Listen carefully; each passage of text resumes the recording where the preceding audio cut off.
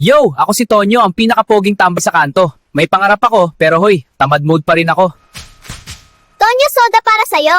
Alam nyo ba, kahit tambay lang ako, may goals pa rin. Goal ko simple lang naman. Ang maging #1 tambay na pogi in the Philippines. Kung may problema yun, huwag nyo ko lapitan. Cause I'm not a problem solver and don't have money to offer. Wow! English.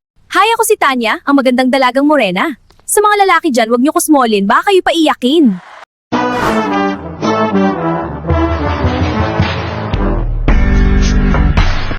Woo, grabe ang init dito sa Pinas. Saan kaya magandang tambayan? Alam ko na! Kay Aling Tess!